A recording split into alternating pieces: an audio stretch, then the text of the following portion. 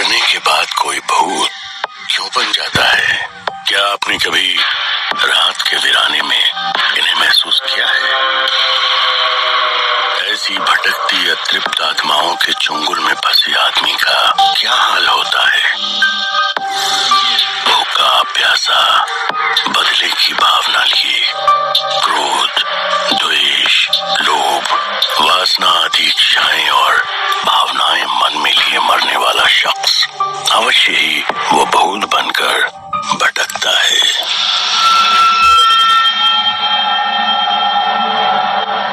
इंसानी दुनिया के परे भी एक अदृश्य दुनिया है, लेकिन इंसान अपनी लालच, खुदगर्जी और खुद को मॉडर्न दिखाने की होड़ में उस दुनिया से टकराने की नासमझी कर ही लेता है।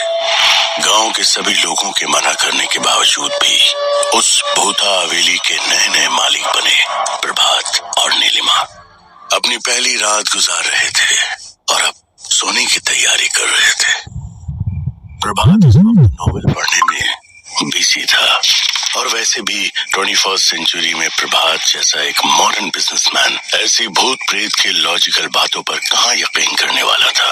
इतनी बड़ी जमीन, वो भी इतने सस्ते दामों में हासिल कर लेने और अपनी फैक्ट्री स्टैब्लिश कर लेने के बाद प्रभात को अपनी बिजनेस स्किल्स और कॉन्टैक्ट्स पर गर्व हो रहा था। वीरानगढ़ एक ऐसी श्रापित और मनहूस जगह थी कि जहाँ के किसान जी तोड़ मेहनत के बाद भी मुट्ठी भर अनाज में अपना घर चलाने को मजबूर थे। अगर फसल अच्छी हो जाती तब भी किसानों के हिस्से में थोड़ा ही आ पाता था, बाकी अपने आप सड़ जाता था या उसमें आग लग जाया करती थी। उस गांव के राज बाहर की दुनिया में उजागर करने वाला आज तक कोई भी सही सलामत बचा नहीं।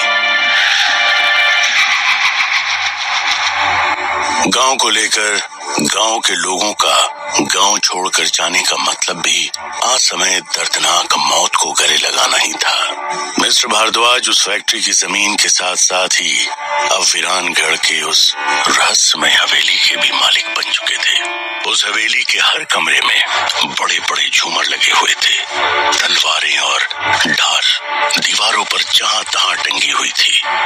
उसे बनाने में ज्यादातर काले पत्थर का इस्तेमाल हुआ था और लगता था कि वो कोई पुराना राजमहल था। वहां के माहौल में मनहूसियत ही मनहूसियत फैली हुई थी। वो शानदार हवेली जो बरसों से बंद पड़ी थी किसी शमशान की तरह वीरान लग रही थी। 100 से ज्यादा कमरों वाली उस हवेली में सैकड़ों राज दफन थे। प्रभात, क्या तुम्हें नहीं लगता कि यहाँ सब कुछ बहुत अजीब है? मैंने गांव वालों के मुंह से भूत प्रेत की बातें सुनी है, मुझे बहुत डर लग रहा है। नीलिमा ने अपने पति से कहा। हंसते हुए प्रभात ने कहा, नीलिमा, तुम कब से इन दक्यानूसी बातों को सच मानने लगी? इस गांव के सभी लोग अजीब हैं, उनकी बात छोड़ो। We are modern people, huh? And how can we believe in such superstitions? हम इन गांव वालों की तरह कम पढ़े लिखे और पिछड़े हुए नहीं हैं। देखो, हमारी फैक्ट्री भी बिना किसी प्रॉब्लम के स्टार्ट होने को है, हवेली की सफाई भी हो चुकी है, फिर भी तुम क्या बेकार की बातों के पीछे पड़ी हुई हो? क्या तुम मुझे ये नॉवेल पढ़ने दोगी और ये फालतू की बातें सोचना बंद करोगी? I think you need rest, okay? तभी उस बुतहा हवेली के कई सारे दरवाजे एक साथ जोर जोर से बजने लगे। लाइट्स अचानक बंद चालू होने लगे। इससे पहले कि वो दोनों कुछ भी समझ पाते, अजीब अजीब सी आवाजें आने लगी। कुत्ते रोने लगे। प्रभात ने अपनी पत्नी नीलिमा को समझाते हुए कुछ कहा। डरने की कोई बात नहीं डार्लिंग, यहाँ इस तरह की आंधियां चलती रहती हैं और जानवरों की आवाजें आती रहती हैं। लेकिन प्रभात के ऐसा कहते ही उनके कमरे में लगी बड़ी सी पेंडुलम क्लॉक की आवाज उस हवेली में गूंजने लगी। रात की ठीक 12 बज चुके थे। घुंघरूओं की आवाज सुनाई दी और कुछ ही देर बाद नीलिमा ने देखा कि लाल जोड़ा पहने हुए एक औरत उसके सामने से बहुत तेजी से गुजरी। क्या ये नीलिमा का वाम था या सचमुच उसे वो औरत दिखाई दी थी? पता नहीं कहां से नीलिमा के गालों पर खून की बूंदें टपकने लगी। अब वो हद से ज्यादा डर चुकी थी। जो भी हो, नीलिमा ने प्रभात को उस औरत और खून की बूंदों के बारे में कुछ बताना चाहा, लेकिन डर के मारे उसके मुंह से आवाज ही नहीं निकल सकी। कमरे में अचानक लाल रंग का धुआं फैलने लगा और अजीब सी चंपा के इत्र की महक आने लगी। प्रभात, मुझे बहुत डर लग रहा है, हम दोनों को ही यहाँ नहीं आना चाहिए था। घबराई हुई नीलिमा ने अपने पति का हाथ पकड़ते हुए कहा। कमरे का टेम्परेचर अचानक से बहुत कम होने लगा। ये इत्र की खुशबू और ये धुआं सब कहां से आने लगा? अचानक इतनी ठंड क्यों लगने लगी है? यहाँ कुछ तो गड़बड़ है, मेरा दिल बैठा जा रहा है, नीलिमा ने आगे कहा। हवेली में लगी हुई तस्वीरों के आगे रखी कैंडल्स अचानक से जलने लगी और फिर अचानक प्रभात के हाथ में जो नॉवेल था उसमें भी आग लग गई। ओह गॉड शिट! प्रभात हड़बड़ाया। अब डर का एहसास प्रभात को भी हो रहा था। कमरे में अचानक कुछ लोगों की जोर जोर से हंसने और रोने की आवाजें एक साथ आने लगी। इससे पहले कि वो दोनों एक्ट कर पाते, उनका वॉकिंग साइज बेड गोल गोल घूमता हुआ ऊपर सीलिंग से जा टकराया और टूट गया। जोर से धड़ाम की आवाज आई। नीलिमा और प्रभात दोनों ही करीब 20 फीट की ऊंचाई से जमीन पर गिर पड़े थे। वो दोनों पूरी तरह तरा रहे थे। नीलिमा की कमर में चोट आई थी और जबान पर दांत टकराने की वजह से मुंह से खून निकलने लगा था। वहीं प्रभात का हाथ बुरी तरह मुड़ गया था। ऐसा लग रहा था जैसे उसके हाथ की कोई हड्डी टूट गई थी। उसकी पीठ पर भी चोट आई थी, वो भी पूरी तरह तड़प रहा था। इसी बीच उनके कमरे में रखे फर्नीचर और बाकी चीजें सब एक एक करके हवा में उड़ने लगी। उन दोनों के दर्द से रोने की आवाज के साथ साथ कमरे में कई लोगों की हंसने की आवाजें जोर जोर से गूंजने लगी। ये सब देखकर दोनों की रूह कांप गई और बिना देर किए वे दोनों लड़खड़ाते हुए कमरे के बाहर भागे और दरवाजा खोलते ही बड़े से मकड़ी के जाल में दोनों उलझ गए। नीलिमा और प्रभात मदद के लिए जोर जोर से चिल्लाने लगे। कोई हमारी मदद करो, help help please, help help us.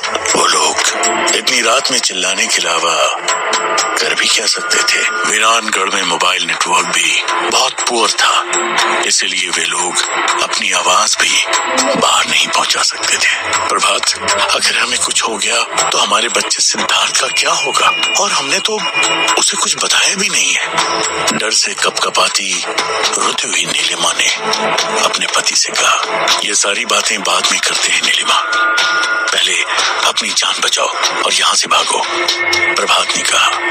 वे लोग जैसे तैसे उस डरावनी हवेली के बाहर निकले।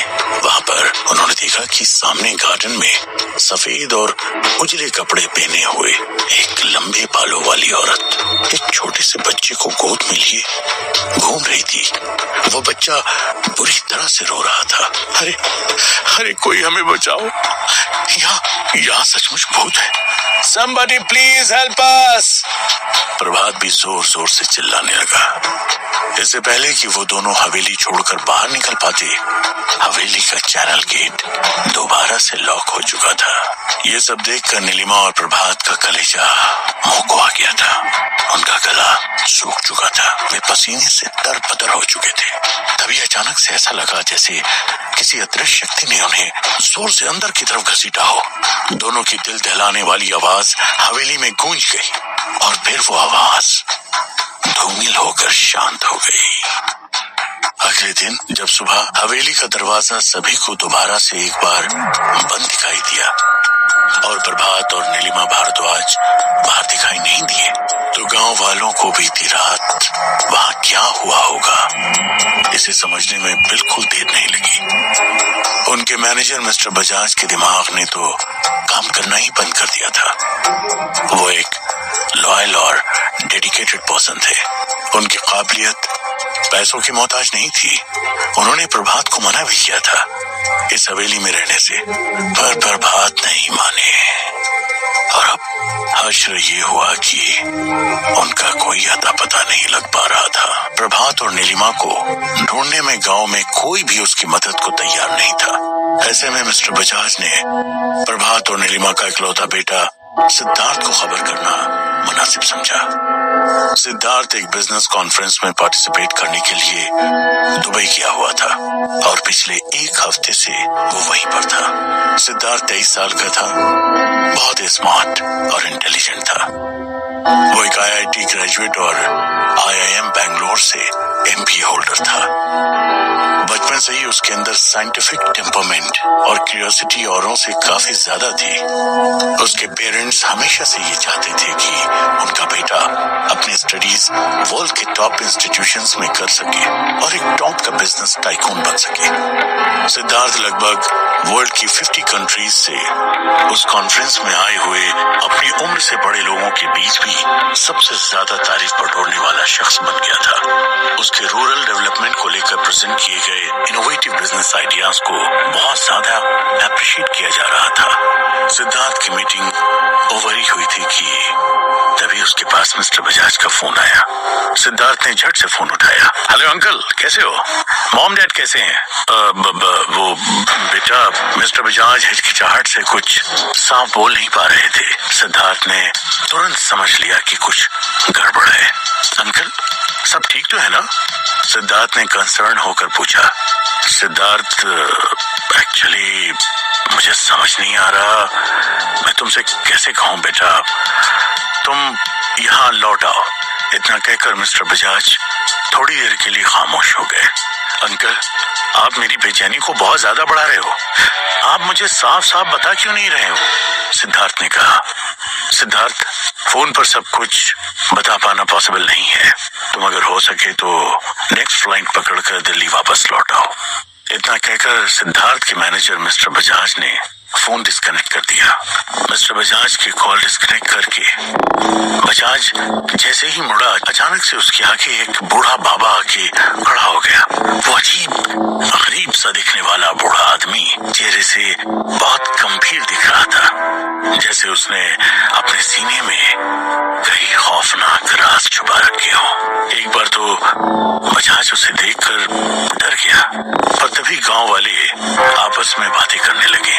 अरे बाबा आगे, बाबा आगे।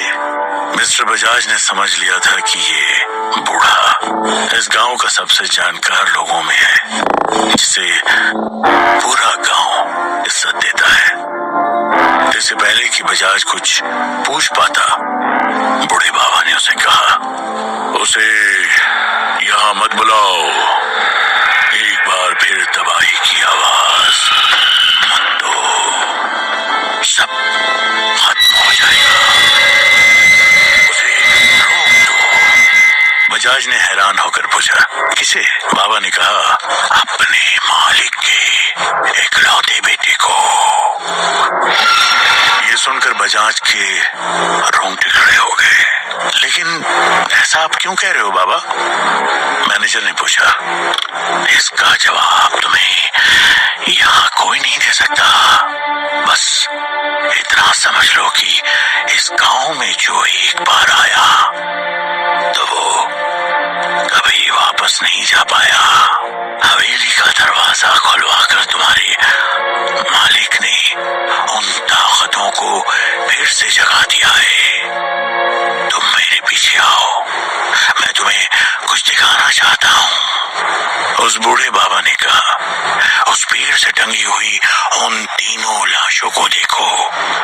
ये वही लोग हैं जिन्होंने तुम्हारे मालिक को इस जगह के बारे में बताने की कोशिश की थी। उस ताकत ने आज इनकी भी जान ले ली। एक बड़े से बरगद के पेड़ की तरफ इशारा करते हुए उस बूढ़े बाबा ने कहा। उन गार्डन से लटकती लाशों को देखकर बजाज की रूह कांप गई। मानो उसे यकीन हो गया था कि प्रभात और नीलिमा का भी यही हाल हुआ होगा। उसी बीच गांव के एक शख्स ने आकर कहा कि फैक्ट्री में आग लग गई है। सभी गांव वाले हैरान रह गए। सभी के चेहरे पर मातम छा गया। इतने दिनों बाद तो उन्हें रोजगार मिला था, 2 वक्त की रोटी का इंतजाम हुआ था।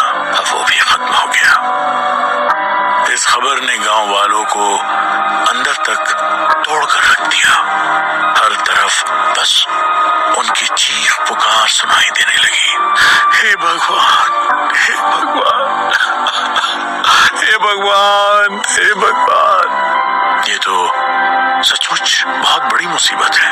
ये सब क्या हो रहा है? चाहे जो भी हो, मुझे सिद्धार्थ को रोकना ही होगा। सुशील बजाज ने अपने आप से कहा और तुरंत सिद्धार्थ को फोन किया। तभी अचानक से उनका मोबाइल एक स्पार्क के साथ बंद पड़ गया। बजाज ये देखकर डर गया। बूढ़े बाबा ने कहा, अवीशा, अवीशा। बजाज समझ चुका था अब उसके पास और कोई चारा नहीं है। सिद्धार्थ अगली फ्लाइट पकड़कर रात को भी दुबई से जयपुर आ जाएगा और कल सुबह तक गांव भी पहुंच जाएगा और उसके रोकने के लिए बजाज को गांव के बाहर जाना ही होगा। सुबह होते ही मिस्टर बजाज सिद्धार्थ को रोकने के लिए अपनी कार में निकल चुके थे। फ्लाइट सुबह 3 बजे जयपुर इंटरनेशनल एयरपोर्ट पर लैंड करने वाली थी। कार के गांव पार करते ही शमशान के पास सड़क किनारे लगे बरगद के पेड़ के नीचे से गुजरती हुई कार के सामने अचानक से एक पेड़ की बहुत बड़ी डाल गिर गई। ब्रेक लगने से पहले कार उससे टकरा गई। धड़ाम जोरों की आवाज हुई।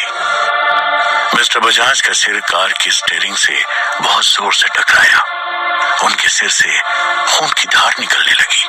कार के बाहर निकल पाना उनके लिए लगभग नामुमकिन हो गया था। उनकी आंखों के आगे अंधेरा छा रहा था।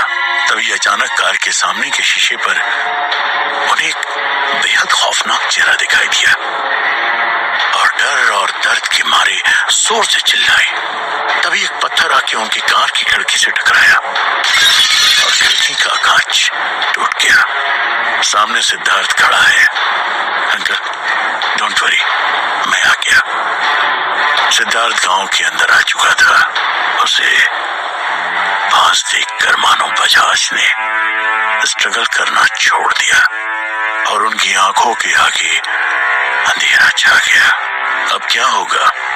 क्या सिद्धार्थ भी उस अनजान शक्ति का शिकार बन जाएगा जिसने उसके माँ बाप को गायब किया है, या फिर सिद्धार्थ अपने माँ बाप को ढूंढने में कामयाब हो पाएगा?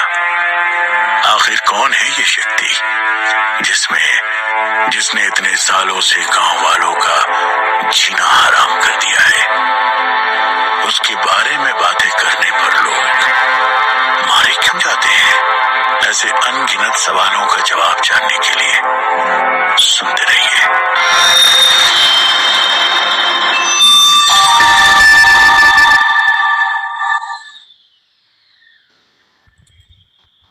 अपने पेरेंट्स का पता लगाने का फैसला कर ही चुका